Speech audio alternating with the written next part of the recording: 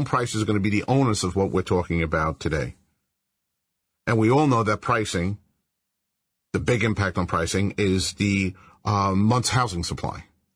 And we've always let you know that if you have less than 6 months inventory, and you will know that in your individual markets based on pricing, different price ranges will have different months inventory. You should know that, how many months inventory in each price bracket. You can get that right from your MLS in most cases.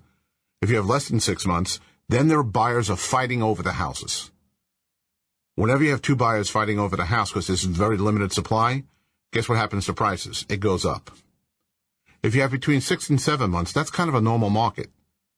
And prices are not going to go up, they're not going to go down, except for maybe with inflation. If you have greater than 7 months, and some of you might say, Steve, we wish, well, maybe in some of your really ultra up price points, you still might have some excess inventory there. That's really a buyer's market. I mean, there's not enough buyers to satisfy the thirst of the number of people that want to sell. In that case, the sellers have to fight over the buyers that are there. And just like when two buyers fight, prices go up. When two sellers are fighting for that buyer, prices actually go down. That's a simple explanation of the impact monthly housing inventory has on home prices. Let's take a look at what actually took place with prices. First, we're going to go to the FHFA report and look over year-over-year percent change in price based by regions. This is really good if you have a relocation buyer or if you turn around and you have someone that's thinking about moving to a retirement home, which we talked about last month. Well, different parts of the country, prices are increasing at different rates. So we broke it down by region for you. Anything in blue, they're increasing over 4% that year. Anything in the, more orangey color, they're increasing by less than 5% a year. So we just want to kind of give you a breakdown by region, what's happened in the last year. We can give you that same breakdown on the next slide by state. So you get a real good feel for what's taking place year-over-year price changes. The dark blue states, Nevada and Colorado and Florida, they've really done very, very well. All right, they're over 8% appreciation in the last year. And again, the main reason for that, lack of inventory. Tremendous demand, lack of inventory. And some states aren't doing quite as well. West Virginia, Maryland, D.C., they're not seeing appreciation yet. Now, they ran some great appreciation prior to, but year over year, that's not the case. Now we can do it quarter over quarter. Now, here's something interesting. Do you see how deeper blue this map got? The light blue turned into medium blue, some of the orange turned into blue, and some of the medium blue turned into dark blue. That means prices are accelerating. Their growth quarter over quarter was greater percentage-wise than it was year over year. Meaning if you took any one of these numbers and multiplied it by 4, you would see like a state like Colorado. If we took that quarter over quarter and projected that going forward, that means their prices will go up 20% in a year. Now, I'm not suggesting that's going to happen. I'm letting you know what happened in the last quarter. Prices dramatically started to increase in almost every state in the country. Why was that? Well, very obviously, we have a shortage of inventory, very high demand. And for those states that are tan or orange, let's not worry about that. One of the things you have to explain in your state is all the news that people are hearing that prices are going through the roof and there's no inventory. That situation doesn't exist where your particular seller lives. So this is good for both sides of it. But I want to give you a really good feeling, and the most important feeling is in most parts of the country, prices are accelerating, and the reason for that is there's a lack of inventory. Now, we're going to shift from the FHFA to the CoreLogic report and give you the same data. Well, it's not the same data, because no two entities have the same exact set of data they look at. So I want to give you two things, the FHFA and the CoreLogic. CoreLogic is doing a better job every single month at reporting great stats that you can use. So this is their 12-month home price change index. And what we can see all the way across the board is that the prices, again, blue, are in good shape. There are very few states where prices are not doing well in the last 12 months, according to CoreLogic. But if we break it down to 1 month, again, the map just gets bluer and deeper blue. Why is that? Year over year, prices did pretty well. Month over month, they're doing very, very, very well. So it's important that you know prices are accelerating, both from the standpoint if anyone's thinking about moving up, they have to move now. Because even though their house is going up, the house they're moving up to, if it's more money, means that if both houses go up 4%, if they're moving to a more expensive house, that 4% is more dollars than the 4% they're going to gain by waiting to sell their house. It's important that they understand that. And if they're moving from one part of the country to the other part of the country, it's important to take a look at this map also, ladies and gentlemen. And remember what we talked about again last month.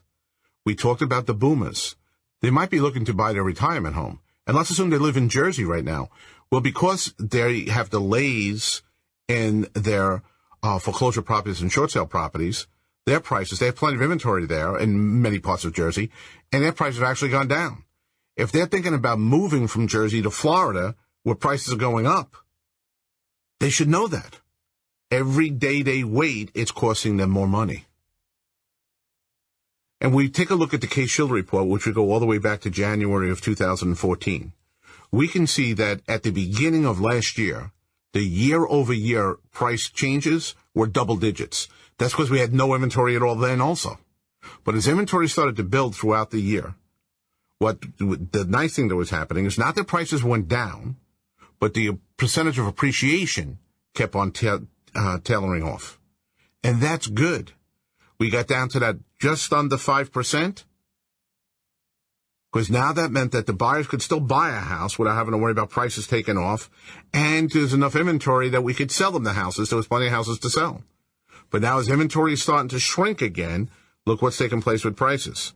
It's starting to go, now it's over 5% appreciation year over year again.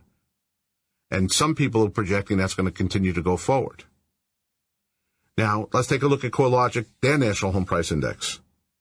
Just to talk about an acceleration. Over the last 12 months in this country, prices were up 6.8%. But of that 6.8%, 5.1% of it occurred just in the last 3 months. So prices were leveling off, going up a little bit, and in the last quarter, they shot up. And if we take a look at the 1 month, it really gets crazy. And the last month, prices in this country went up 2.7% on average. Multiply that by 12. We're taking a look as if we kept that same appreciation over the next 12 months, we'd be about 30% appreciation in 1 year. Now, that's not going to happen. I'm not suggesting that's going to happen, but I do want you to see right now that the pricing or the price of homes is accelerating dramatically. Now, I'm not saying that's not good news. That is good news. There are more people that have equity, so there's more people who can get their house on the market. But if prices continue to accelerate, and at the same time that interest rates, which we'll talk about in a second, are ticking up, well, that's going to start knocking buyers out of the market. That's not what we need. What we need to do as an industry right now, every single real estate professional on this call right this second should be thinking about what they can do to build inventory. But again, this particular month is about pricing, so let's talk about that again. The Home Price Expectation Survey, which you know we depend on every single quarter to give you a feel for what's taking place going forward. What do the experts project is going to happen with prices going forward? Well, again, let's get some historical perspective. Normally, before the boom and the bust, houses went up about 3.6% every year from 1987 to 1999. During the bubble, the 7 years of the bubble, that more than almost doubled. Didn't double, almost doubled. That was an anomaly that needed a correction. So for 5 years, between 2007 and 2012, on an annual basis, prices fell 5% a year. You remember that. You felt it. But the good news is over the last 3 years, we're recovering some of that bust. And over the last 3 years, prices have gone up about 5%, a little over 5% a year. So what's the projections of the Home Price Expectation Survey going forward? Well, I think this year we're going to finish relatively strong, higher than historical norms, and same thing with next year. But then we're going to level off to just about historic norms. Maybe the pendulum swing too much high, and then we have to go a little bit low. But what we can see is they're seeing things balancing out, and that would be perfect for our industry, ladies and gentlemen. Perfect for our industry. And if we take a look at it at the cumulative appreciation from now until 2019, we can see that on average, they think the prices will go up just under 20%. But the bulls, the top one quarter, the most optimistic of the over 100 group of experts that they surveyed, they think prices are going to go up over 25% in that same period of time. But the thing I like best is when you're talking to a buyer, even the bears, the most negative, the most pessimistic of that group, the bottom 25% of that about 100 experts that they survey, even the most negative think that over the next several years, prices will be up cumulatively about 11.8%. As I mentioned before, I'm liking a lot of reports that CoreLogic is putting out, and they're taking a look at home appreciation 2012, 13, and 14, and we can see where that was. And they're projecting a little bit higher, a 6% appreciation for this year, not the 4.3%. And they think that next year prices, or the next 12 months, because that's how they look at it, from April to April. Now, I know this is the June report, but they can only report on the numbers, and it takes some time to put those numbers together. So the last numbers they have are the April numbers. From April of this year to April next year, they think prices are going to go up 5.3%. Just to have a feel for what the national market is doing.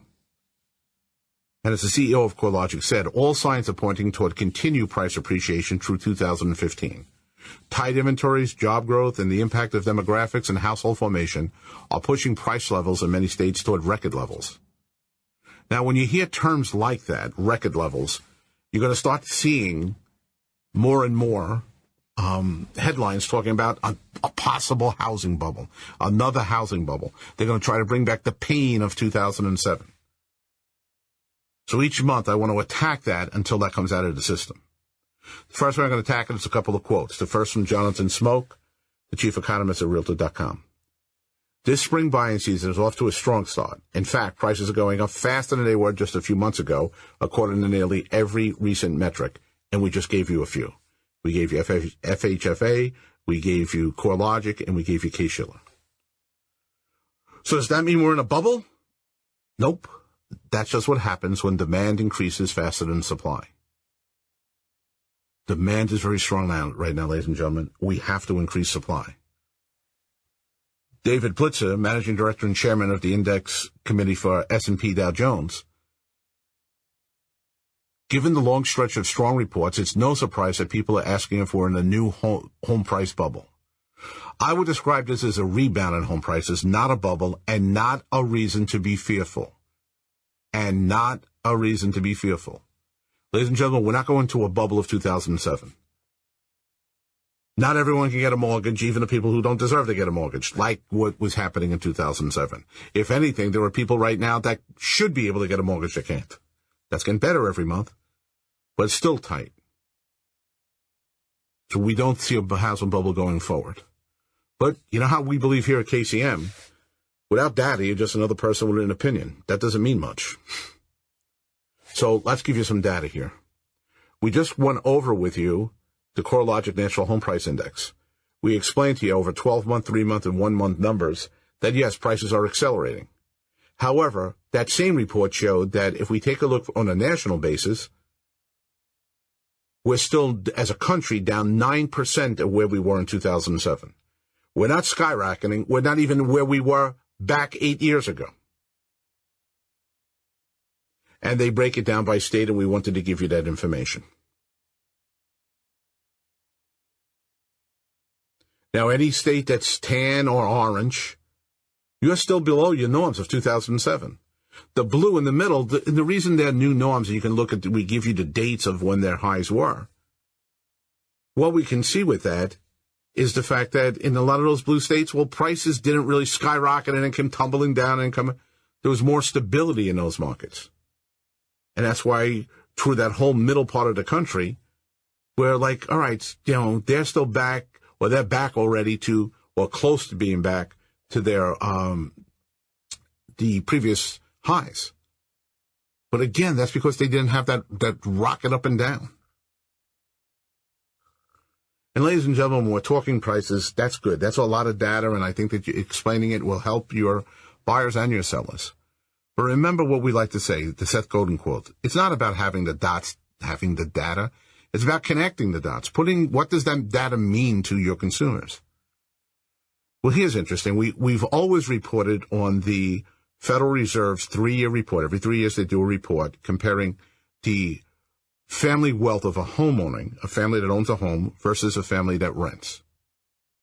And the 2000 and 2013 reports are listed here.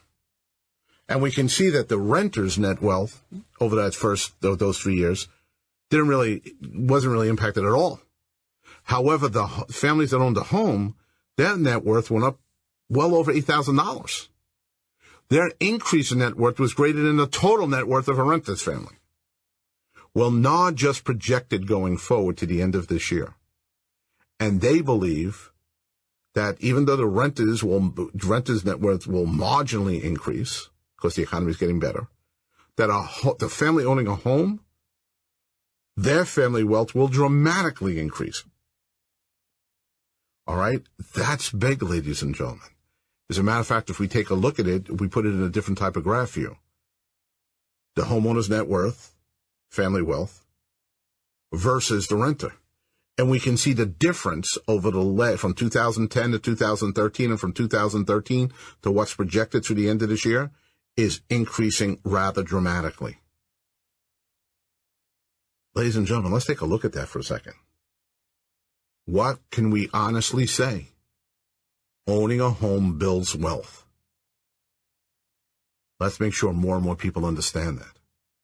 As a matter of fact, one of the things the team did is they took the home price expectation survey and they assumed that somebody bought a $250,000 house. Now, I know there are people on this call that, we sell $100,000 condos. And there are people in here saying you could add another zero to that, and that's my average price point.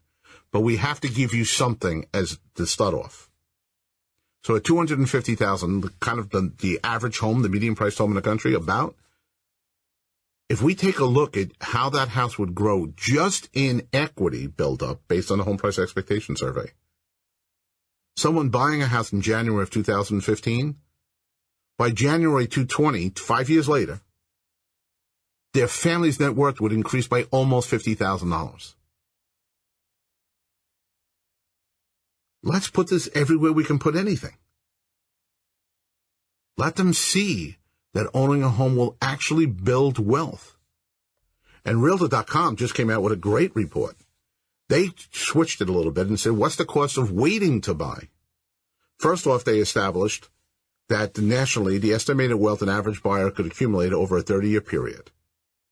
Right? And they put some projections in there of their own as far as pricing is concerned, as interest rates are concerned. They said over 30 years, a family can acquire a net worth, just in their equity, $217,726.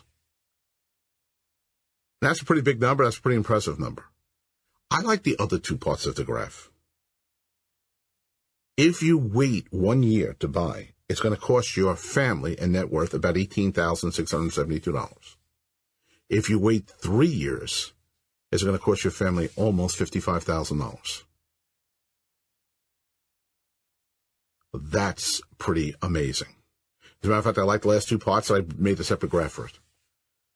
And I think this is the one we should really be out there, pushing to the public. According to Realtor.com, when they looked at what they thought was going to happen with prices, what they thought was going to happen with interest rates, this is the penalty on an average house in this country that you waited to buy. And we know what the difference is if they decide to rent. And I gave it to you over the last, 4 years, letting you see exactly what happened with rents. As things settled out from the whole continual bust, more and more people moved into rentals. And as they moved into rentals, this is what happened with pricing.